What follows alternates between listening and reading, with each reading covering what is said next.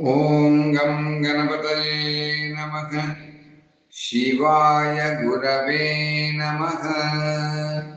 మనము ఈ 157వ రోజున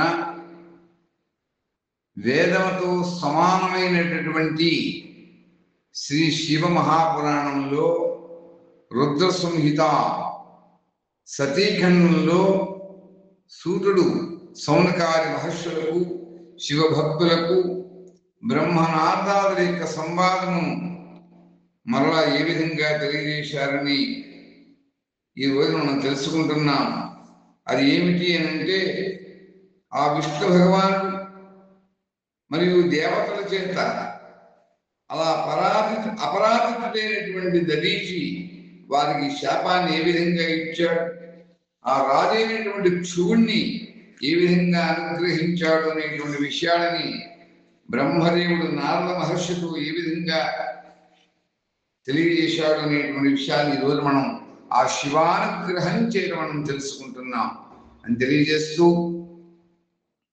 నమః శివాభ్యాం నభయం వరాభ్యాం పరస్పరాశ్లిష్టవబుద్ధరాభ్యాం నగేంద్రకన్యాం వృషకేతరాభ్యాం నమో నమః శంకర పార్వతీభ్యాం.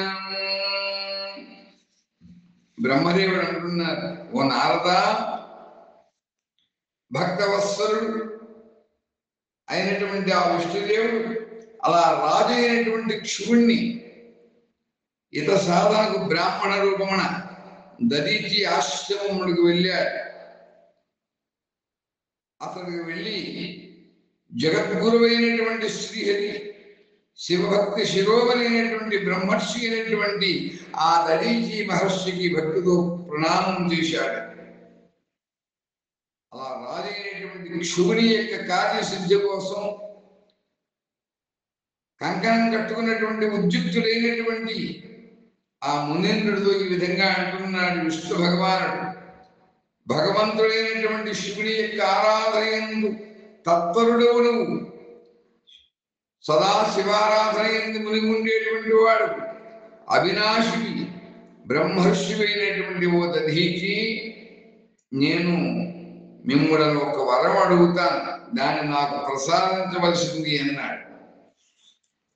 శివుని యొక్క కార్యసిద్ధి కోరి దేవాది దేవుడైనటువంటి శ్రీహరి ఈ విధంగా ప్రార్థించగా, ఆ దైవ శిరోమణైనటువంటి ఆ దదీచి మహర్షి విష్ణు భగవానుతో ఈ విధంగా అంటున్నాడు, అడిగాడు. అంత దదీచి ఏ విధంగా విష్ణు భగవానుతో కూడా తిరిగి పలికాడు అంటే, బ్రాహ్మణోత్తమా, మీరేమి కోరుతున్నారో నాకు తెలియదు. సాక్షాత్తు భగవంతుడైనటువంటి శ్రీహరివేణి రాజైనటువంటి క్షువుని యొక్క కార్యసిద్ధి కొరకు బ్రాహ్మణ వేషాన్ని ధరించి మీరు ఇక్కడికి వచ్చారు. నీవు పూర్తిగా మాయావి అనుటలో ఏమాత్రం కూడా సందేహం లేదు. కానీ ఓ దేవేశ జనార్దన, భగవంతుడైనటువంటి శంకరుని యొక్క కృపతో భూత భవిష్యత్ వర్తమానముల యొక్క జ్ఞానాన్ని నేను ఎప్పుడు కూడా కలిగి ఉన్నా. ఓ సుబ్రత, నిన్ను నేను ఎరుగుదును. నీవు పాపములను తొలగించేటువంటి ఆ శ్రీహరి భగవానుడు విష్ణు భగవానుడు ఈ బ్రాహ్మణ వేషమును వదిలిపెట్టము. దుష్టబుద్ధి అయినటువంటి ఆ రాజైనటువంటి క్షువుడు మిమ్మల్ని ఆరాధించాడు కనుక మీరిచ్చడికి అతని కార్యసిద్ధి కొరకు నా వద్దకు విచ్చేశారు. ఓ భగవాన్ శ్రీహరి, మీరు భక్తవత్సలతను కూడా కలిగినటువంటి వారిని కూడా నేను ఎరుగుదును. ఈ కపటమును కూడా విడనాడండి, మీ యొక్క నిజ రూపాన్ని ధరించండి అని దదీచి మహర్షి విష్ణు భగవానుతో ఆ బ్రాహ్మణ వేషధారి అయినటువంటి విష్ణుమూర్తి ఈ విధంగా ప్రార్థించాడు. అంత భగవంతుడైనటువంటి శంకరుని యొక్క మనస్సులో నిలుపుకున్నాడు. నేను భగవంతుడైనటువంటి శంకరుని యొక్క ఆరాధన ఎందు లగ్నమై ఉంటాను. అంటున్నాడు దదీచి మహర్షి. అట్టి స్థితి ఎందు నా వలన ఎవరికైనా భయం కలిగినట్లయితే దానిని సత్య శపథంతో చెప్పడానికి ప్రయత్నించు. నా మనస్సు శివనామ స్మరణందే నిమగ్నమై ఉంటుంది సదా. ఎప్పుడు కూడా అసత్యం పలకను. ఈ సృష్టి ఎందు ఏ దేవత వలన ఏ దైత్యంతో కూడా నాకు భయం లేదు అని దదీచి మహర్షి ఆ బ్రాహ్మణ వేషంలో ఉన్నటువంటి విష్ణు భగవానుడితో పలికారు. అంత విష్ణు అంటున్నాడు, ఉత్తమ వ్రత పాలకుడు అయినటువంటి ఓ దదీచి, నీకు భయం శాశ్వతంగా దూరమైనది. ఇందుకు కారణం ఏమిటి అంటే నీవు సదా శివారాధన తత్పరుడు కనుక నీవు సర్వజ్ఞుడు. కానీ నీవు నా మాటలను మన్నించి ఒక్కసారి నీ ప్రతిద్వంద్వియను శివుని దగ్గరికి వెళ్ళి, రాజేంద్ర, నేను నీకు భయపడుతున్నాను అని చెప్పవలసింది అని చెప్పగా, అలా విష్ణు భగవాన్ యొక్క ఈ మాటలను విన్నటువంటి ఆ శివభక్త శిరోమణి అయినటువంటి ఆ మహాముని అయినటువంటి దదీచి నిర్భయంగానే ఉన్నాడు. ఒక్క నవ్వు నవ్వాడు. నవ్వి ఈ విధంగా అంటున్నాడు, దేవాది దేవుడు పినాకపాని భగవంతుడైనటువంటి శంభుని యొక్క, సర్వేశ్వరుడి యొక్క, లోకేశ్వరుడి యొక్క అనుగ్రహం వలన నేను ఎక్కడను ఎప్పుడు కూడా ఎవరి చేత కూడా ఏమాత్రం కూడా భయపడినయ్యా, సదా నిర్భయుడనై ఉంటాను. అప్పుడు శ్రీహరి ఆ మునిని అణచివేయడానికి ప్రయత్నించాడు. అందుకు దేవతల యొక్క సహాయాన్ని కూడా తీసుకున్నాడు. కానీ వారందరి యొక్క అస్త్రములను కూడా విఫలమయ్యాయి. తదుపరి ఆ భగవంతుడైనటువంటి శ్రీహరి లెక్కలేని గణాలను సృజించాడు. కానీ మహర్షి తన యొక్క దివ్యమైనటువంటి శివానుగ్రహం చేత, శివ తపస్సు చేత వారిని అందరినీ కూడా భస్మం చేశాడు. అప్పుడు భగవంతుడు తన అనంత విష్ణువాకారాన్ని, విశ్వరూపాన్ని ప్రకటించాడు. ఇదంతా చూచి శవన నందనుడు శ్రీహరితో ఈ విధంగా అంటున్నాడు ఆ దదీచి మహర్షి, ఓ మహాబాహు, మాయను పరిత్యజించు, విచారించినచో ఇది ప్రతిభాస మాత్రమే అనిపించును. ఓ మాధవ, నేను తెలుసుకున్న సాధ్యపడినటువంటి అనేక వస్తువులను కూడా తెలుసుకున్నాను. మీరు నాయందు మీతో కూడా సకల జగత్తును చూడవలసింది. అతి జాగరూకుడవై నాయందు బ్రహ్మరుద్రాదులను కూడా చూడు. నేను మీకు దివ్య దృష్టినిస్తున్నాను. ఇలా పలికినటువంటి ఆ శ్రవణ కుమారుడైనటువంటి దదీచి మహర్షి శరీరం అంతా కూడా భగవంతుడైనటువంటి శివుడి యొక్క చేతస్సు చేత నిండిపోయింది. ఆయన విష్ణు భగవానుడు తన దేహమునందు సకల బ్రహ్మాండాన్ని దర్శింపజేశాడు. అంత విష్ణు భగవానుడు మరలా ఆ మునీంద్రుడిపై తన యొక్క కోపాన్ని ప్రదర్శింపడానికి ప్రయత్నించాడు. ఇంతలో నా వెంట రాజైనటువంటి క్షువుడు వచ్చాడు. అతనికి చేరుకున్నాడు. నేను నిశ్చేష్టుడనే నిల్చున్నాను. భగవంతుడైనటువంటి పద్మనాభుని దేవతల యొక్క కోప ప్రదర్శన నుండి వారించాడు. నా మాటలు విన్నటువంటి వారు అలా బ్రాహ్మణుడు అయినటువంటి దదీచిని పరాజితుని గావించలేదు. అలా మునీంద్రుని దగ్గరికి వెళ్ళి శ్రీహరి అతనికి ప్రణామం చేశాడు. తదనంతరం శివుడు మిక్కిలి దీనుడై మునీశ్వరుడైనటువంటి దదీచి దగ్గరికి వెళ్ళాడు. ఆయన ప్రణమిల్లి ప్రార్థన చేశాడు.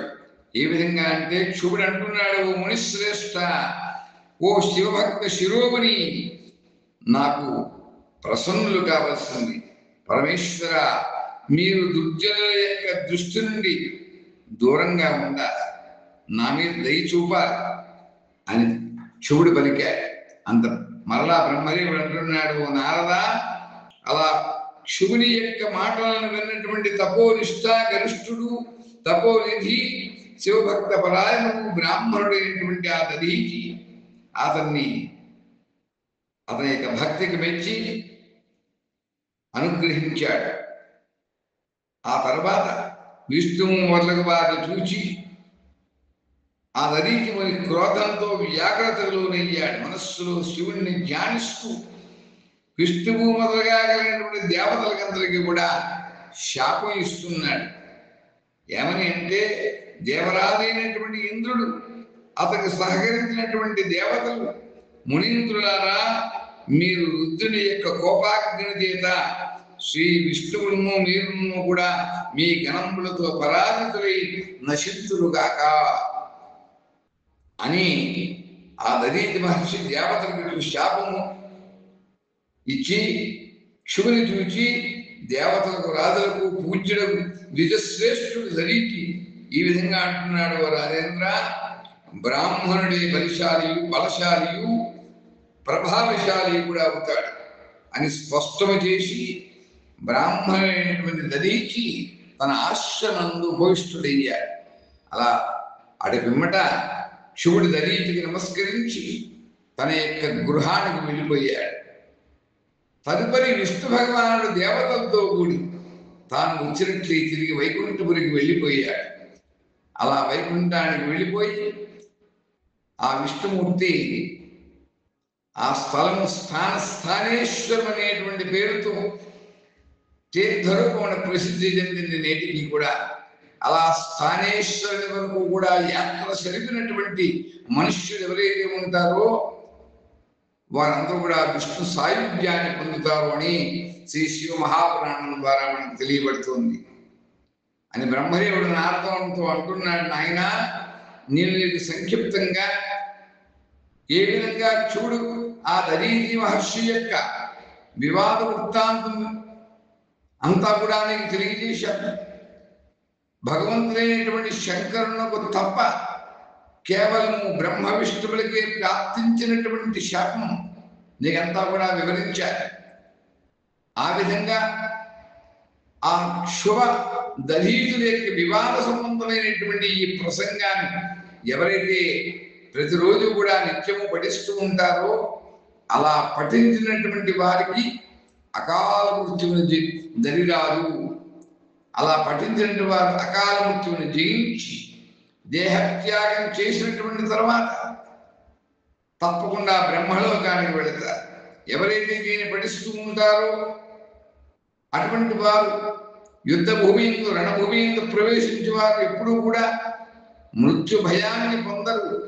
నిశ్చితంగా శివభక్తి పరాయణమైనటువంటి ఈ దదీచి మహర్షి యొక్క శివుని యొక్క సంవాదాన్ని ఏ విధంగా ఎవరైతే నిత్యము కూడా భక్తి శ్రద్ధలతో మననం చేస్తారో, పారాయణ చేస్తారో, ధ్యానం చేస్తారో అటువంటి వారు ఎప్పుడు కూడా సర్వదా సర్వకార్యములందు కూడా విజయమును పొందుతారు అని శ్రీ శివ మహాపురాణం ద్వారా బ్రహ్మనాథాదు సంవాదము సూత మహర్షి సౌనకాది మహర్షులకు శివభక్తులకు తెలియజేసినట్లుగా మనకు ఈ యొక్క శ్రీ శివ మహాపురాణంలో తెలియబడిందని తెలియజేస్తూ ఈ రోజు మనం స్వస్తి చెప్పుకుంటున్నాం.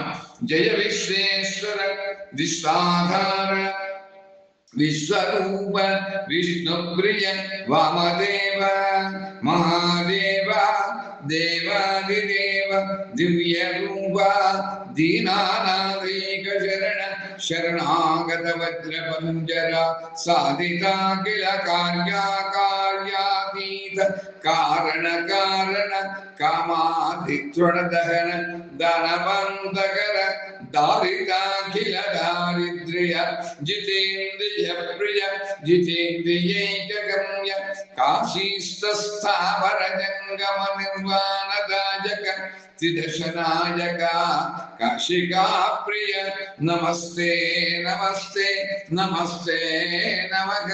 మంగళం శ్రీ మహేశాయ సర్వభూతాంతరాత్మనే నీలకంఠాయ నిత్యాయ శ్రీ గౌరీనాథాయ మంగళం.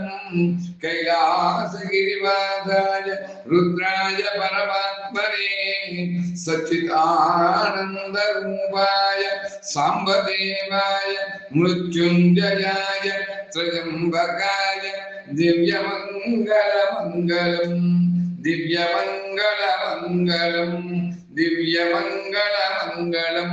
ఈశానः సర్వవిద్యానాం ఈశ్వరः సర్వభూతానాం ब्रह्माधिपति ब्रह्मणोऽधिपति ब्रह्मा शिवो मे अस्तु सदा शिवोम। ओम स्वस्ति ओम स्वस्ति ओम स्वस्ति।